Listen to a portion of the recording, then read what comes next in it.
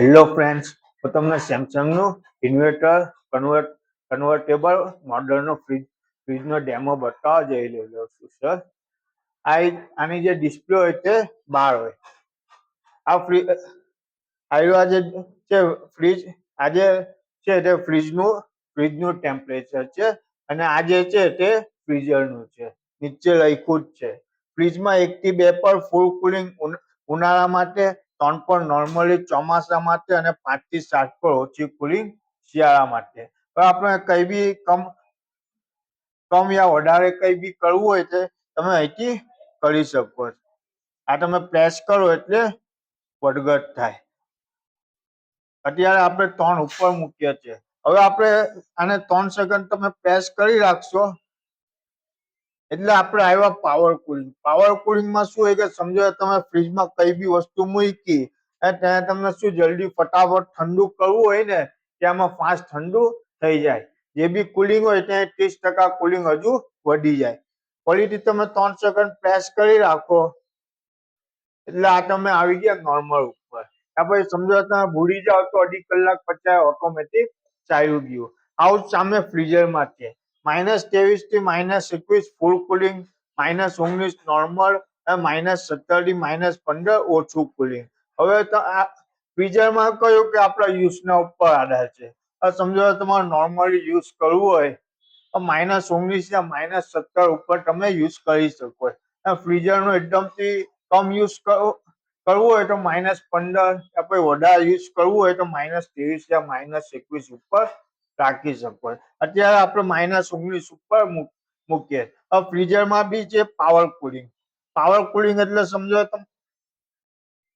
આપણું આવ્યું પાવર કુલિંગમાં શું હોય કે સમજો જે બી કુલિંગ હોય ત્યાં 30% કુલિંગ હજુ વધી જાય. તમને ફ્રીઝરમાં બરફ એવું કઈ જલ્દી ફટાફટ જમવા હોય તો જલ્દી ફાસ્ટ જમી જાય.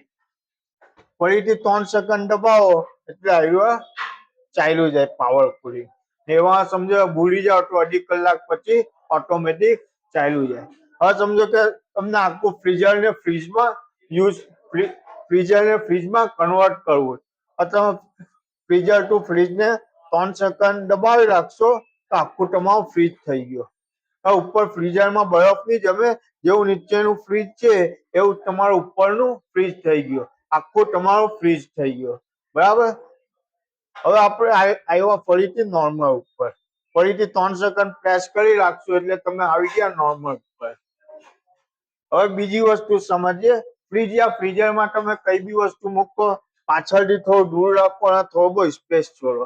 ત્યાં નોર્મલી પાણી નોર્મલી બરફના ટીપા જમે કોઈ ચિંતા નહીં કરવાની. આજે કોલ્ડ પેક સમજો તમારા ઘરમાં પાવર એવું કઈ ચાલ્યું જાય અને કઈ વસ્તુ દૂધ એવું કઈ વસ્તુ હોય ત્યાં બગડવા ચાન્સીસ વધારે હોય તેને આની ઉપર કુલ પેક ની ઉપર મૂકી દો 3 થી 4 કલાક સુધી કુલિંગ રહે.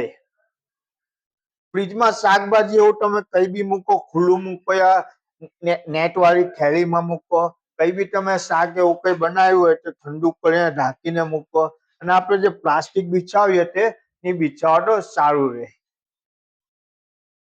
અને જુઓ સર, ફ્રીજ અત્યારે આપણે ચાલુ કર્યું તો 12 થી 24 કલાક કે 48 કલાક સુધી બોડી ફૂલ ગરમ રહેશે. તેમાં કોઈ ચિંતા નહીં કરવાની. એ નોર્મલી ગરમ રહે.